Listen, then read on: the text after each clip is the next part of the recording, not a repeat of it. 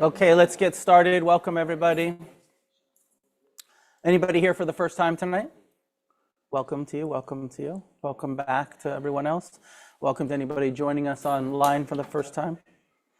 I'm a bit sick. I was in bed all yesterday, most of today, and almost didn't make it. I actually texted Jason the last minute, see if he could sub for me, but I was already on my way when he got back to me. So I'm going to do it, but I might cut it a little short tonight. Have a little fever, and I could wear my mask, but I'm just going to social distance from you so you can hear me.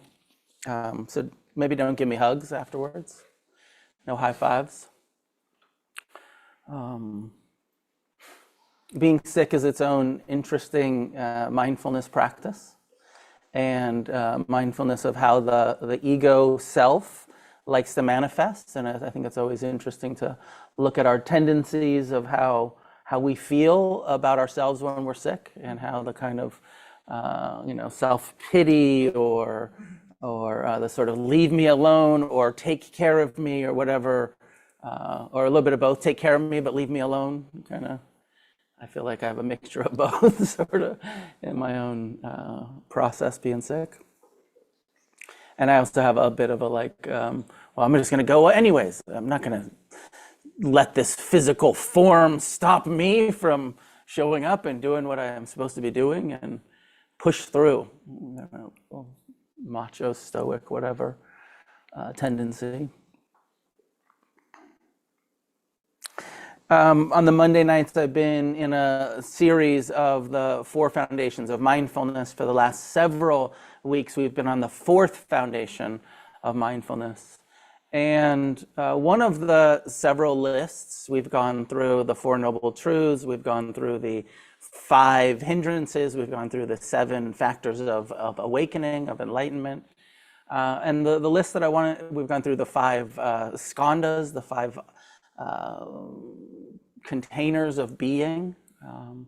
And tonight the list is the 5 senses, or the 6 senses, the sense doors of mindfulness of seeing, mindfulness of hearing, mindfulness of smelling, tasting, of sensation, and of mental and emotional processes. I like to start class by asking you to talk to each other a little bit in service of building some community, getting to know each other, connecting. In the long run, it's such a central part of Buddhism to have community that you're connected with. So, because it's all relational, and it's all about fellowship, sangha, community. So I like to ask you to talk to each other. So I thought I'd use the topic of the sense doors, your senses. Think for a moment, rate your senses of your sort of favorite to least favorite. Think about what is your favorite? Do you prefer? We all have some is it seeing? Is it is that your favorite? I like to look. I'm a voyeur. I like to see things. Is it sound? Are you an audiophile? Really like the ambiance. I want to have the right soundtrack going. I want things to sound right all of the time. Smell, is smell an important sense door to you? Are you burning your toxic, smelly candles that are killing you slowly? Are you burning your incense? Are you fresh flowers? Are you?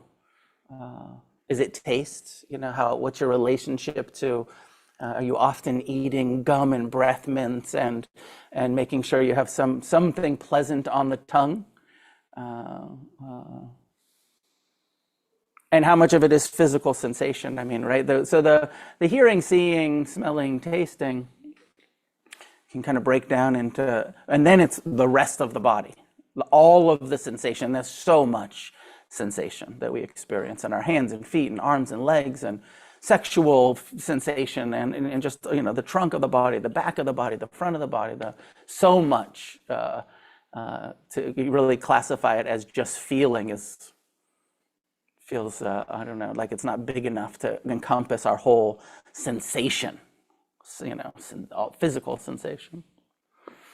And then so I think traditionally there's just the 5 senses, the 5 doors, sense doors of knowing. And then Buddhism adds the mind as the sixth sense. The mind is a door of perception, a way that we know, the way that we think. Our emotions are experienced in our minds. And physically, there's a kind of the mind-body connection of that which arises in the mind has a reverberation in the physical form, somatically in the body. So what's your preferences? This is just sort of something for you to talk about. And here's one thing that you can say, and think about it for a moment. If you had to lose one, which sense door do you feel like you have the least amount of attachment to, need for? As you think about living your life without smell, living your life without taste, living your life without sight or without sound or without sensation. There's that new movie that looks terrible about the Novocaine, the guy that doesn't have physical sensations, and he goes around getting hurt and doesn't know it because he has no physical sensation. And he lives his life in this kind of place of, getting injured and not even knowing it, no physical pain, Novocaine. I imagine he also doesn't experience pleasure. I don't know if there's some hack there. If you could just get rid of the pain and just only experience pleasure, most of you probably sign up for it. But you probably lose both, I'd imagine. Or your mind. Would you be happy to have a lobotomy sometimes? Just fucking my mind, get rid of it. If I could just get rid of my mind, it creates almost all of my suffering, the comparing and the judging and the craving and the critical thoughts and all of that shit that the mind does. It would be a relief to just have a lobotomy. Just be a little bit of a zombie, a little Zen zombie. Which one would you trade in first? It's a fucked up question, right? Yeah. But interesting to make us think about our senses and how identified with them and necessary. And of course, we don't want to lose any of them. It's part of being, is having these 6 ways of knowing the world. It's how we know the world. It's how we relate to each other, how we relate to the world. So take 5 minutes and talk to each other briefly about your relationship to the sense doors, and at least kind of, say, oh, I guess it would be smelling, tasting, seeing, whatever it is for you. At home, I will put you in the breakout rooms right now. In the room, just meet a couple people you don't know, talk to them.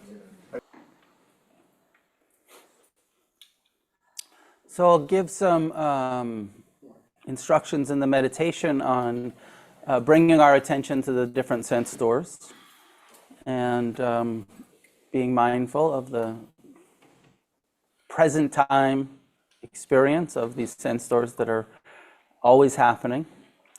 And then afterwards, we'll have some teaching, some discussion about it. So finding a way to sit that's upright, relaxed.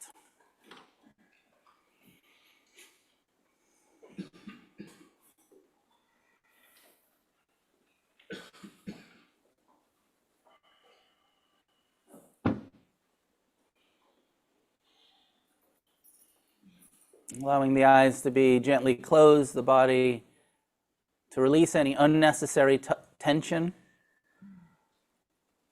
Establishing an attitude of friendliness, kindness, self-acceptance.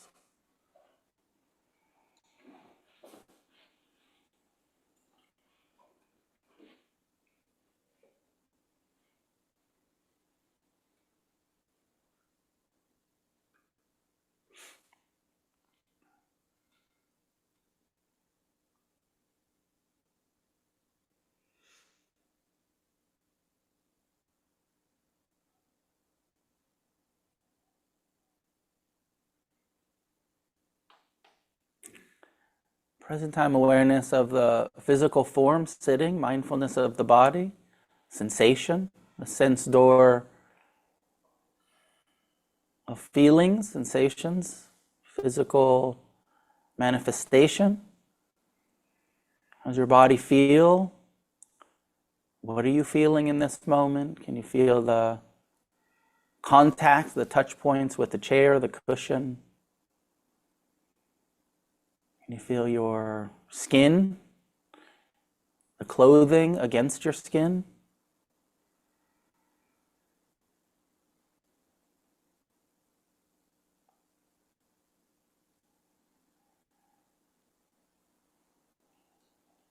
the physical sensation created by the body breathing, the heart beating. All of these autonomic sensations that the body produces.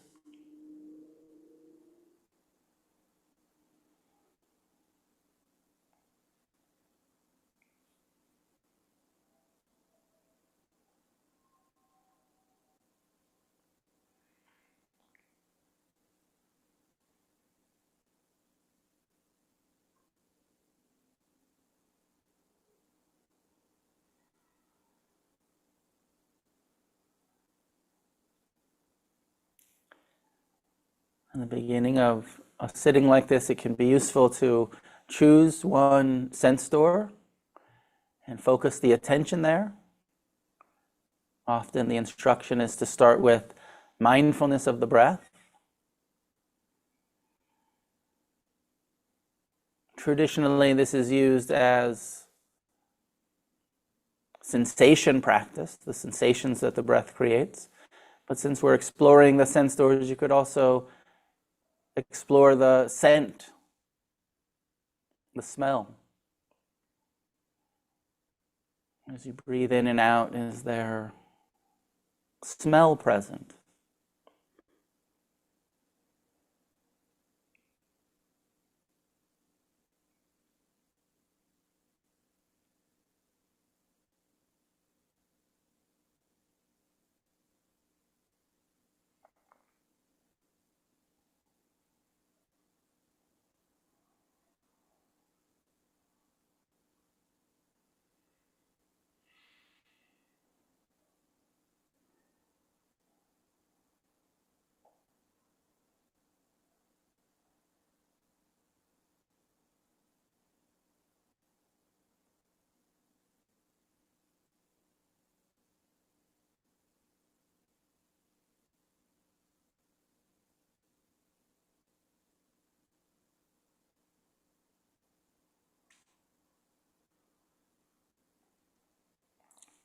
When your attention is drawn away from the breath, what sense door is calling it? Is it the thoughts? This sense door of thinking? Thoughts, emotions, plans, memories? Just another way that we know our experience, we know the world, internal and external, remembering, planning.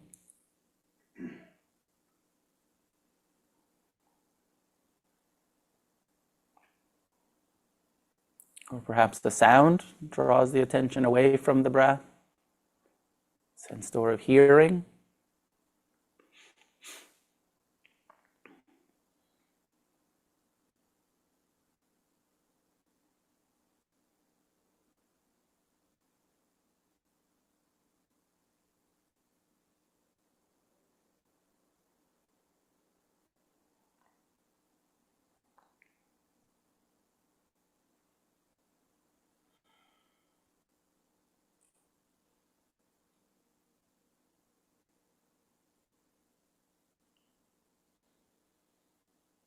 A relaxed focus on the breath, not a tense concentration. Just the intention to be present with the sensations created by the breath.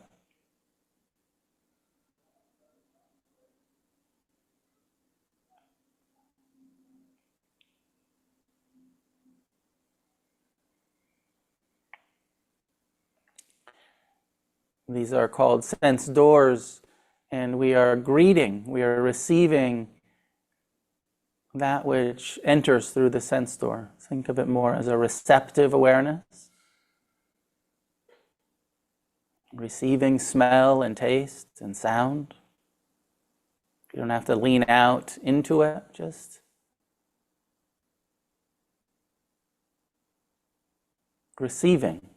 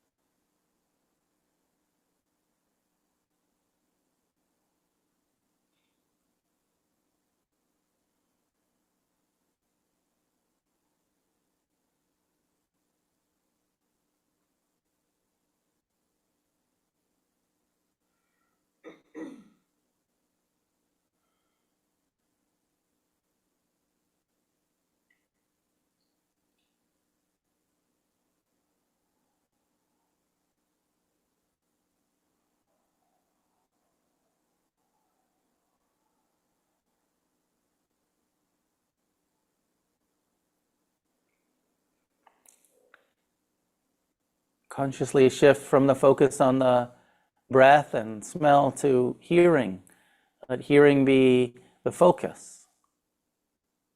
Connect with sounds arising and passing, the sound of my voice coming and going, traffic passing by, other sounds in the room. And see if you can tune into the ringing in your ears, the high tone.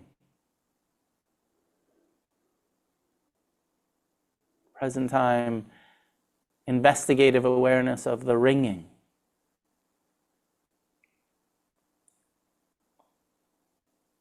The body produces this metallic tone in the ears.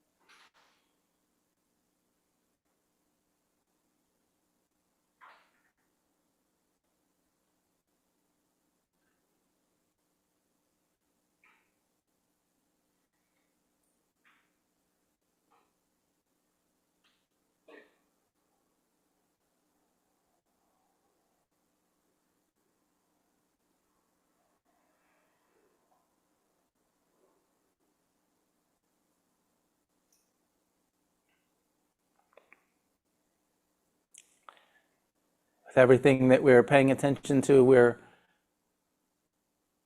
observing, receiving, investigating the changing nature of sound, even that tone, vibrations changing, breath coming and going, sounds arising and passing.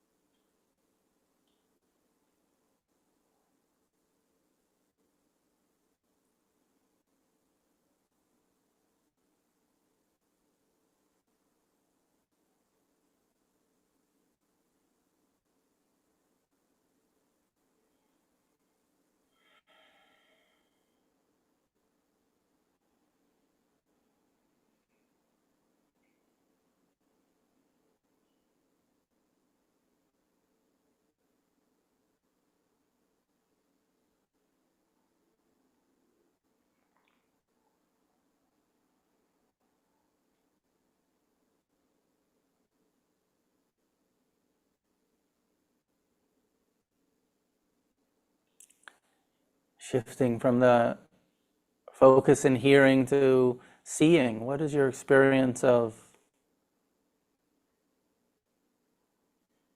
images behind the closed eyelids? Is there light? Is there shape?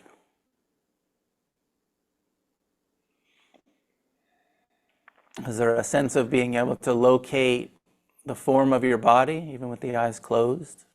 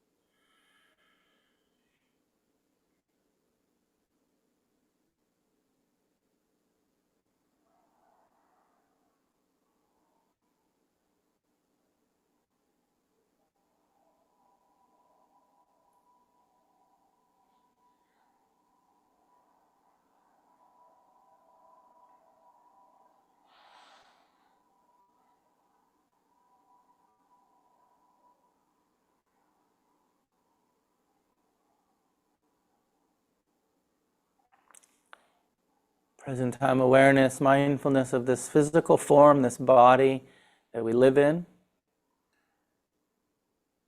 All of the sensations, some pleasant, some unpleasant, some neutral. Constantly changing this physical form, subject to sickness, aging, and death.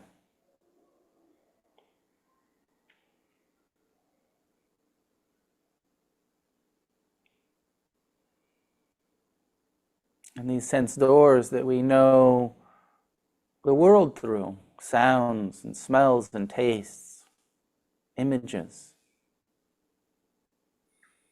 Some pleasant, some unpleasant, some neutral.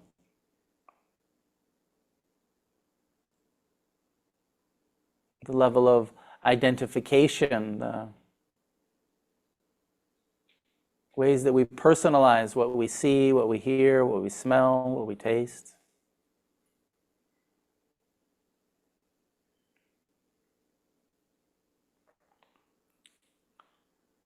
Often in the teachings, the Buddha refers to the sense doors as the sense doors of clinging. Where we cling, we crave, we get attached to pleasant sounds and smells and tastes.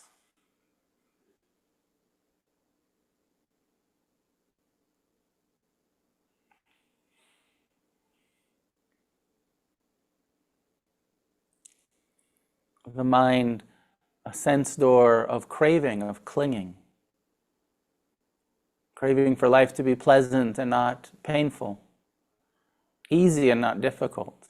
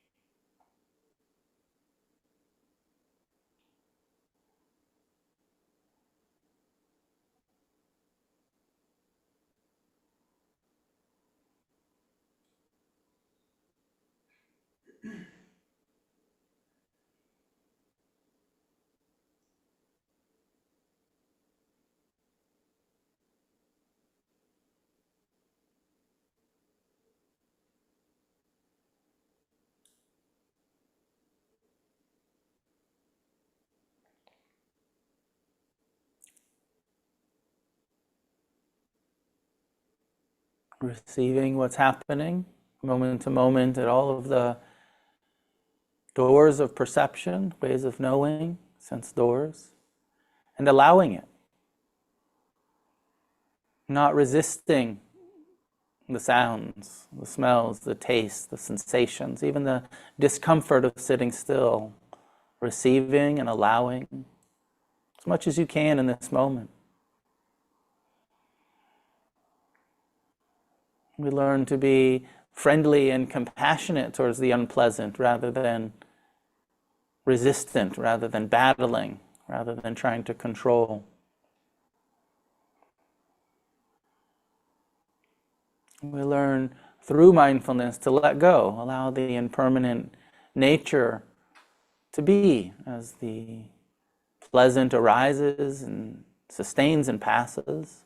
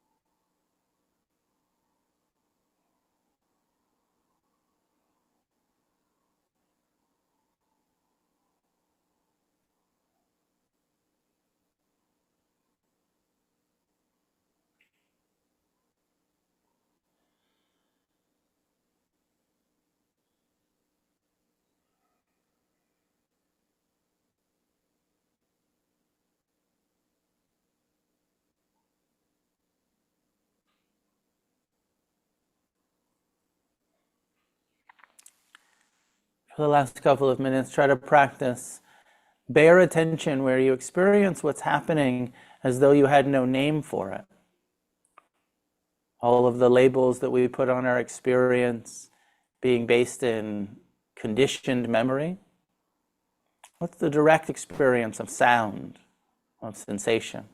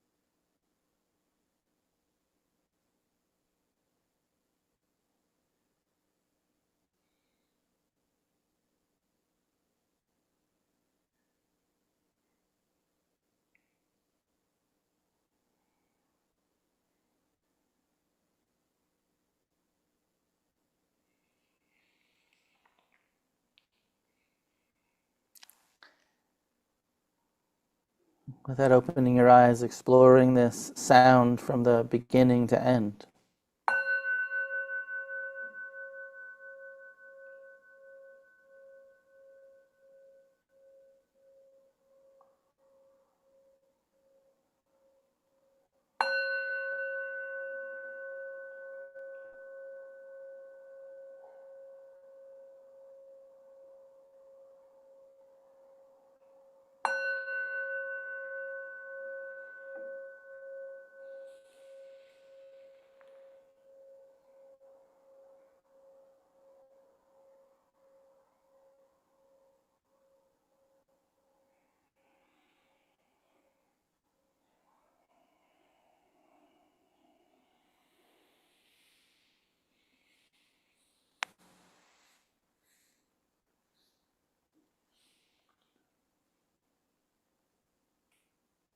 And when you're ready, allowing your eyes to be open and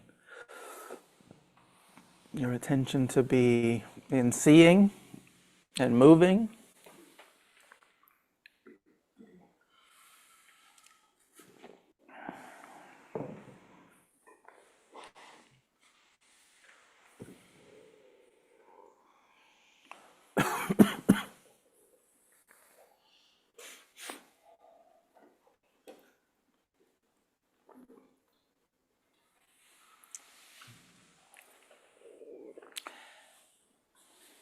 Although this specific list comes in the fourth aspect of mindfulness, I think I'm generally guilty of directing in the meditation instructions towards some exploration of the sense doors in the first foundation of mindfulness. And I'm never quite sure what, I mean, it feels like these sense doors are the body. And the first foundation is the body. And the Buddha, gives some instructions about the body in the first foundation, mostly physical sensations and breath awareness, but then says, hey, when it comes to sound and smell and sight, taste, he leaves that to the fourth foundation. Or anyways, that's how it was recorded.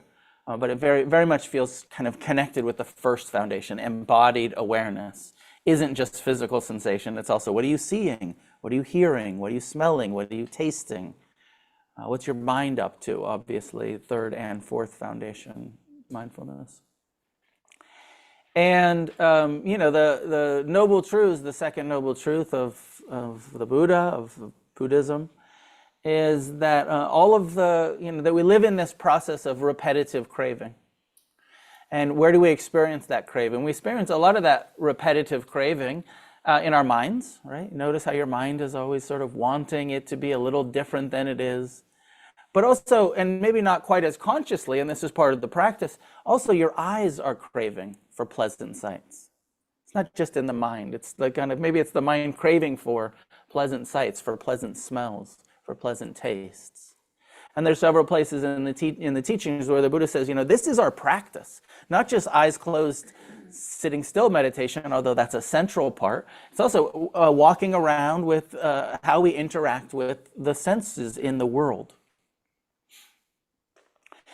After giving the Buddha came to his awakening, saw through the impermanent, impersonal, unsatisfactory nature of things, learned to meet all of the pain with compassion, all of the pleasure with non-attached appreciation, learned to meet the mind with a non-identification, no longer identified with the ego self, I, me, mine, saw through that.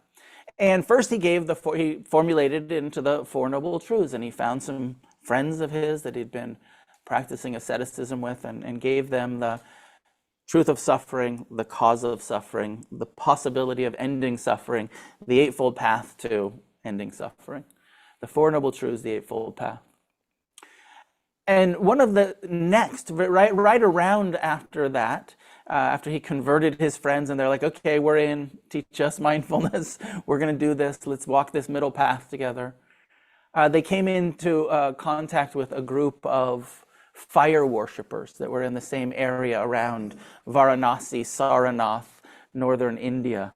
And fire worshippers are probably, some sort of Hindu, Vedic cult of worshipping impermanence. Fire is this form of impermanence. It's the symbol of Shiva in Indian. It's the sort of like the destruction, impermanence, and they worshipped the reality of impermanence. Connected, so is the Buddha. The Buddha's central teaching, impermanence. But they're doing this with a little bit more of an external, building bonfires, worshiping the fire, meditating on the flames, and kind of getting concentrated and meditating on their fire worshipers. And they were dreadlocked ascetics. And I don't know if you've seen pictures of sadhus in India, but especially the Shivite sect of the sadhus, they're big weed smokers. And I don't know if they were 2,600 years ago, but somehow they're kind of like Indian Rastas. Their meditation is like smoke weed all day and, dance around the bonfire and do different kind of ascetic practices. Huh? Burners. They're burners. They're Burning Man people. So the Buddha comes in contact with them, and there's a large group, hundreds of them. It's this big, big spiritual community of fire worshipers. And he gives a talk, and the reason I was thinking about this, because it's one of the places where the teaching that he gives to them is about the sense doors. He says, look, you're worshiping the fire, this external form of fire, but if you practice mindfulness, you will see that actually your tongue is on fire with craving for pleasure, with aversion to pain, with self-centeredness, with the cause of your suffering is right here in your mouth. And mindfulness of sound, your ears are on fire. He said, you don't need to look at the fire. Look inward. Look at the way that the eye is on fire, that the ear is on fire, that the tongue is on fire, that the nose is on fire, that our whole body and mind are burning with craving and aversion and self-centeredness. And the practice is not to continue stoking these fires or worshiping them, but to extinguish. That through mindfulness, we can see the craving, the clinging, the self-centeredness that self-creates itself in this human form, and we can begin to extinguish it with wisdom. Wisdom is the fire extinguisher. Ignorance continues to burn it all down. Ignorance chases pleasure. Ignorance runs from pain. Ignorance takes everything personal. Wisdom is soothing. Wisdom that gets uncovered, that gets developed, that gets accessed through meditation, extinguishes the identification with, I need everything to be pleasant around me. Everything has to be beautiful. Everything needs to smell good. I can't tolerate unpleasant smells. For some years, I was doing a gig where I was teaching meditation at these big yoga festivals, with like sometimes thousands of people at these big yoga festivals, and I was like the, token meditation teacher, and we were doing some big yoga things. And I used to love to go out there, and all of the yogis who are like kind of, not all of them, but some of them kind of chasing bliss, looking for pleasure, trying to, really create these altered states in the kind of feel-good yoga world. And I used to love to go and be like, okay, here we are. And the highest spiritual practice that you can do today is in the porta potty. It's like going in there and being non-reactive to the unpleasant smells of the porta potties at these festivals. And that's actually the sign of spiritual maturity. Not how good you are at touching your toes, but how good you are at being non-reactive to unpleasantness and not addicted to, I can only be happy when I'm comfortable and when it smells good. Rather than, can I walk into the porta potty with equanimity? That's the test. That's how spiritual you are. Can you walk into the porta potty when it's 100 degrees and 500 yoga people have already pooped before you? Can you walk in there and be with the and like, what a wake-up call of like, oh, nope, I can't, because my nose is on fire, is burning with aversion, is burning with craving, is identified with, I'm only happy when it's pleasant. I'm not good at being in the unpleasant. And, at time, not that we need to become, I feel like sometimes when I start going off in this way, it almost sounds like Buddhism's a little masochistic, or like we're seeking unpleasantness, but it really isn't. It's all just preparation for the unavoidable unpleasantness.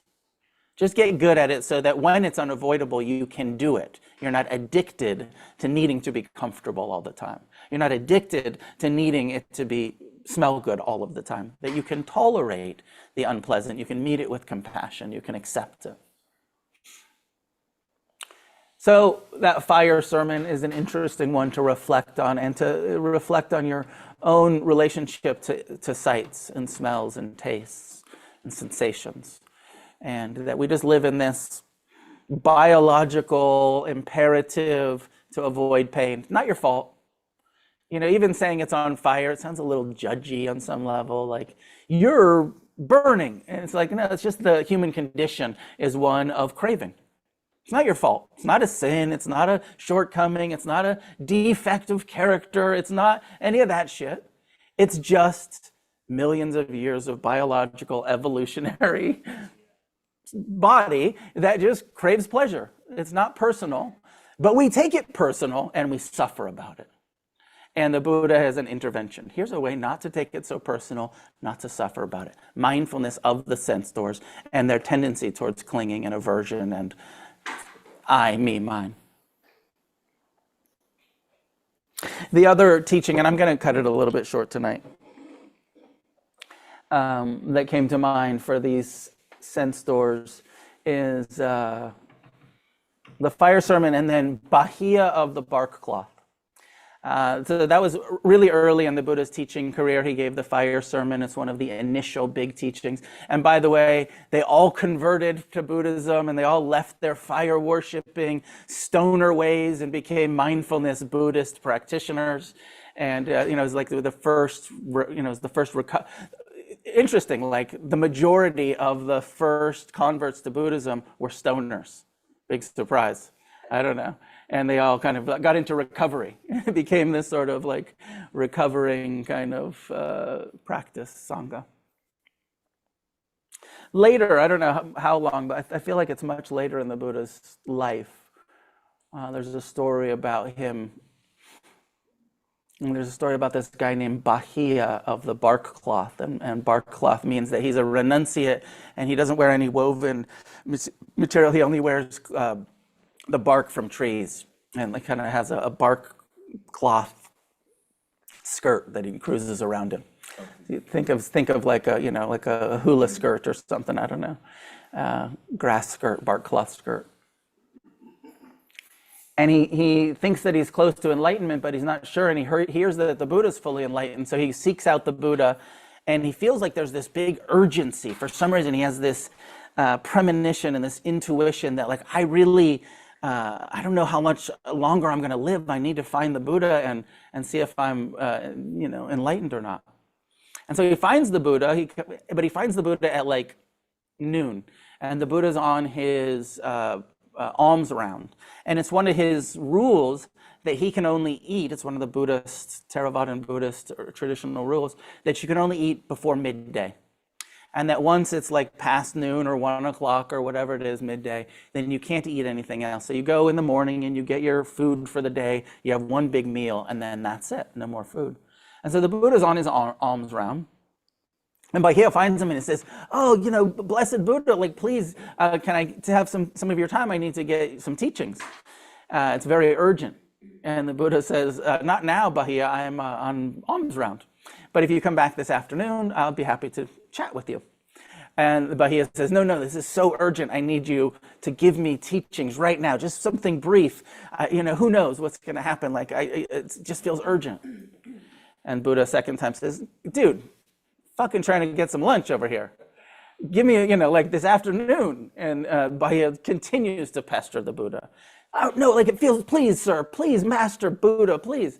And then, there's that sort of like, I don't know, archetype of like, if you ask the Buddha 3 times, he can't say no. And so like the third time he asks the Buddha's okay. He says, okay, I'll give you all of the teachings. Everything you need to know, I'll give you in kind of 6 short, brief teachings. He says, are you listening, Bahia? Bahia says, yes, I'm ready, Master. He says, in the seeing, there is only the seen. In the hearing, there is only the heard. In the smelling, there is only that which is smelled. In the tasting, there is only that which is tasted. In the thoughts and the emotions and the, he might actually say there's seeing and what is seen, and there's hearing and what is heard, there is smelling and what is smelled. And he kind of just goes through the sense doors, but he uses this simple, like, it's just that simple. There's no smeller, there's no taster, there's no thinker, there's no feeler. There's just seeing and what is seen. There's just smelling and what is smelled. And Bahia says, I got it. Okay, great. Thank you. I'm an arahant. I'm a liberated being. Just this simple sense door, not self teaching. And the Buddha goes on his way to get lunch. And then out of nowhere, a wild rogue cow comes and tramples Bahia to death. And he knew, he had that urgency of, I better get this fucking teaching because I could die at any minute. And he was right. He got the teaching and then he died.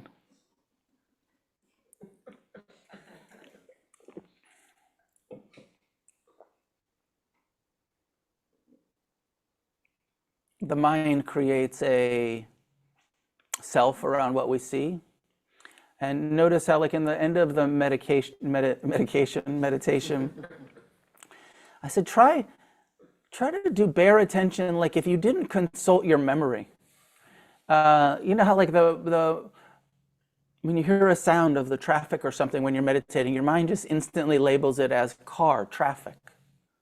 But that's not the direct experience. The direct experience is just hearing.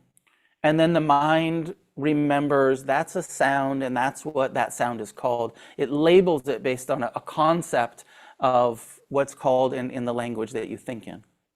But the direct experience is just hearing. There's no car, it's just sound.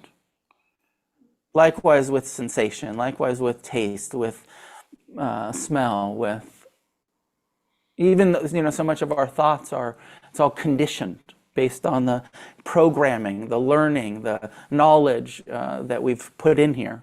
And then it's just playing itself out, but it's just thoughts arising and passing. Plans, memories, coming and going, the impermanent nature of arising, sustaining, and passing phenomena.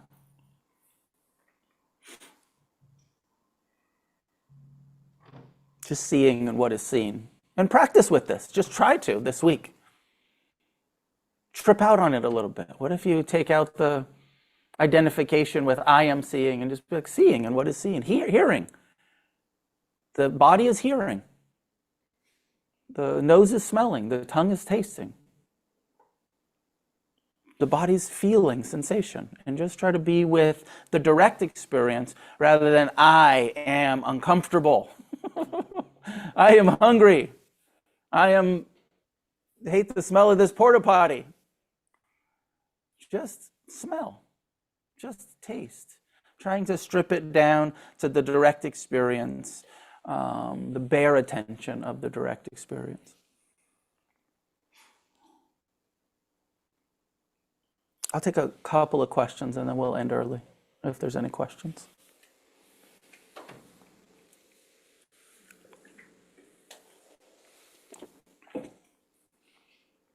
Jason, go ahead. What did the Buddha say to Bahia? Was it the mind and what is perceived? Yeah. Thoughts and, maybe mind and what is perceived. I'm not sure exactly, but right. Thoughts and what is thunk? Yeah, mind and what arises and passes. The mind, just the thoughts without, I feel like it's a little bit where Epstein got that, thoughts without a thinker. And that's a very, there's a Buddhist psychologist, Mark Epstein, that wrote a book a long time ago, 25, 30 years ago, called Thoughts Without a Thinker, and looking at how the mind just thinks. Try to find the thinker in your meditation. And it's part of what the Buddha's saying here to Bahia. There's thoughts, there's no thinker, there's just thoughts. The mind just thinks all by itself. It's not personal, it's not self.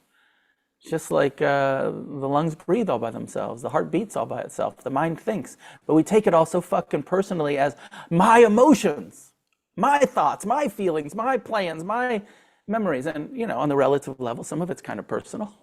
You want to take some personal responsibility for it. But ultimately, not so much. Clinging. The sense doors of clinging. Clinging causes suffering. Non-clinging ends suffering.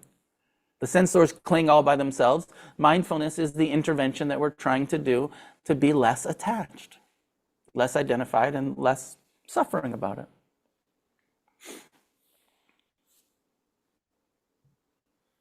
I'm happy to leave it there. I need to get back to bed. My sense doors are clinging. Good to see everybody. Sorry for the short class tonight. I'll be here next week. I'll be here for the next few weeks. A few announcements. Joshua Tree 5-night silent retreat open for registration May 13th through 18th. You're all welcome to come. There's some scholarship possibilities. There's partial scholarship. We will also fully scholarship some people.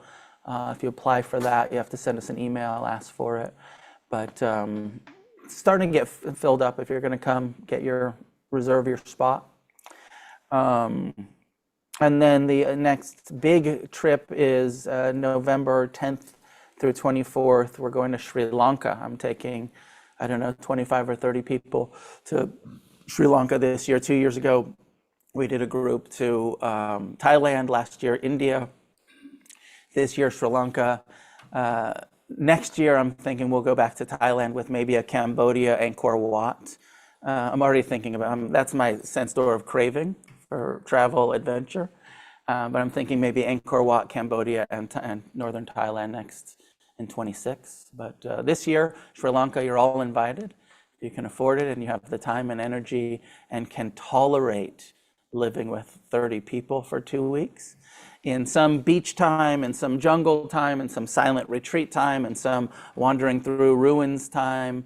It'll all be a kind of spiritual mindfulness practice, and some of it will be some tourism, and some of it will be some silent retreat, and some of it will be hanging on the beach and seeing the turtles and the elephant sanctuaries and shit like that we're going to do as well. So that's also open for registration.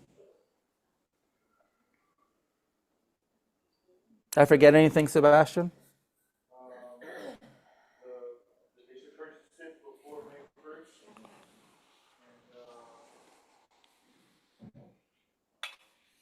Yeah, if you're planning to come to Sri Lanka, there's an early registration discount. You save a few $100 if you register within the next month, and then after that it goes up a little bit. So plan and register and save a few bucks if you're coming. Plan option available till September, and done. Class is done by donation. Please be generous. This organization has been in existence here in Los Angeles for over 20 years based on the generosity that you, as the participants, have supported it. I've been teaching this Monday night class for over 20 years now. And the only reason it's here is because people donate to keep it here. And so if you want to keep it here, keep donating. Thank you for your generosity. And I'll keep coming back if you keep helping me pay the rent. So we'll leave it there for tonight. May any goodness that comes from our practice be shared outward in all directions with all beings. May each one of us get as free as possible. And together may we create a positive change on this planet.